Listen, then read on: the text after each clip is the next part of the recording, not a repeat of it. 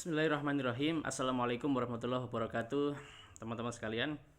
Alhamdulillah saya Pristian Surono Putro bisa menyapa kembali teman-teman semua. Sebelum dilanjutkan silahkan untuk subscribe ya teman-teman sekalian, agar YouTube ini bisa semakin berkembang mudah-mudahan. Jadi saya punya beberapa karyawan teman-teman, dan satu ketika karyawan saya itu sedang sakit. Nah, sakitnya apa? Sakit mata. Ternyata setelah dicek itu karena berjualan secara online. Jadi saya punya karyawan tim khusus yang dia itu berjualan online ya. Nah, karena saking intennya di hadapan layar smartphone itu matanya sakit.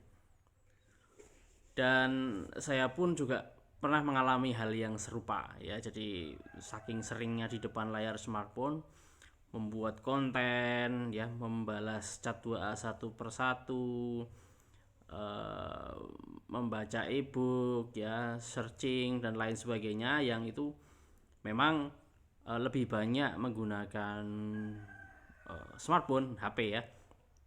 Itu mungkin paparan radiasi ke matanya itu intens, akhirnya sampai sakit mata. Dan ini juga sekaligus menggambarkan bahwa konsistensi atau keseriusan. Jadi di satu sisi itu ada dampak negatifnya kalau jualannya laris gitu ya. Alhamdulillah hampir setiap hari itu bisa terjadi closing ya. Kalau dulu itu bisa ratusan ribu, kalau sekarang bisa jutaan ya. Alhamdulillah.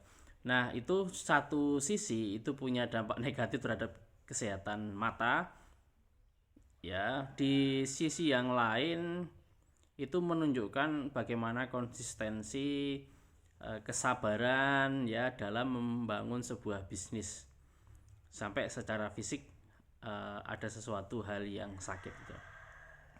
Tapi tentu saja setelah itu pakai kacamata atau ritme dari pakai HP-nya itu diatur sehingga bisa tidak terjadi hal yang serupa sakit mata lagi.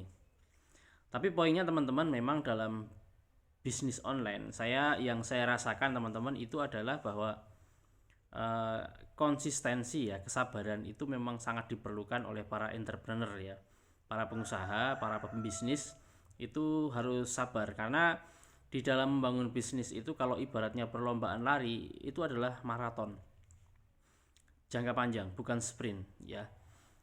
Jadi sebuah bisnis untuk bisa sustain ya, untuk bisa tetap struggle, bisa tetap menghadapi masa-masa baik masa yang mudah ataupun masa yang sulit sekalipun, memang diperlukan nafas yang panjang alias lari maraton tadi teman-teman.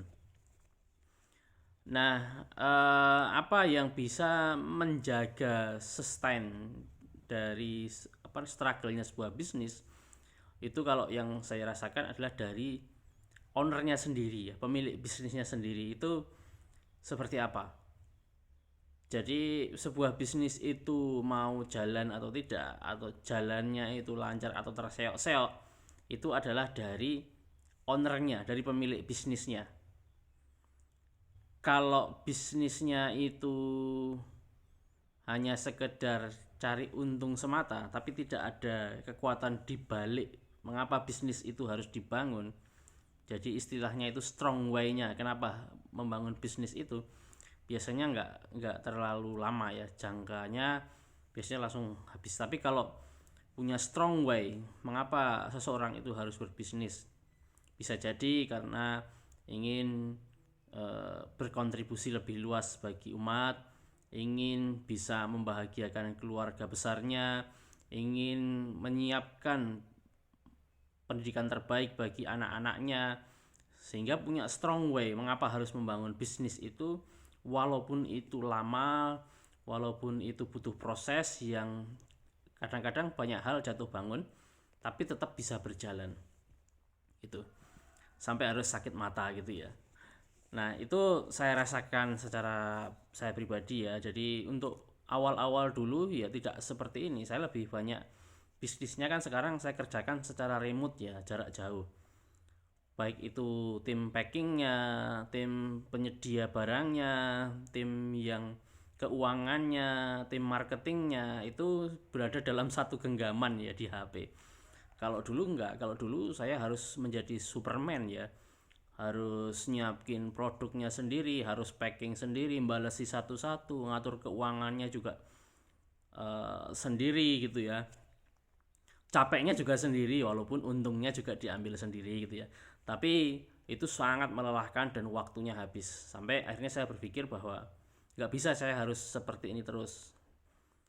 Saya kalau jadi bisnis operator ya udah, waktunya habis. Saya nggak ada kesempatan untuk bisa ketemu dengan keluarga, nggak ada kesempatan untuk berinteraksi dengan teman-teman gitu kan. Sampai akhirnya membangun bisnis, saya meng-hire tim gitu ya. Capeknya ditanggung oleh tim, walaupun untungnya juga dibagi-bagi ya, dengan akad ijaroh ya, dengan upah mengupah, dengan gaji. Saya menggaji tim gitu. Nah, dari proses itu dulu awalnya ya harus bawa krombyong ya, semacam tas yang itu saya letakkan di tangan kanan dan kiri motor ya, membawa tumpukan buku yang sangat banyak sekali. Kemudian kalau pulang kerja harus packing sampai malam, tengah malam dan sebagainya. Itu untuk awal sampai akhirnya saya bisa berproses pada titik ini. Nah, teman-teman yang ingin mendengarkan cerita saya lebih banyak, bisa kok, nanti silahkan chat WhatsApp saya di sharing di WA, di story WA saya biasanya lebih menarik lagi ya. Kalau dengan video ini mungkin ya sekedar sharing ringan-ringan aja deh. Tapi kalau teman-teman ingin lebih intens menjalin komunikasi dengan saya, silahkan nanti chat nomor WA saya yang saya tulis di kolom deskripsi ya. Silahkan di chat, mudah-mudahan nanti kita bisa berinteraksi lebih banyak, bisa saling berbagi lebih mendalam. Oke, itu aja. Terima kasih teman-teman sekalian sudah menyimak.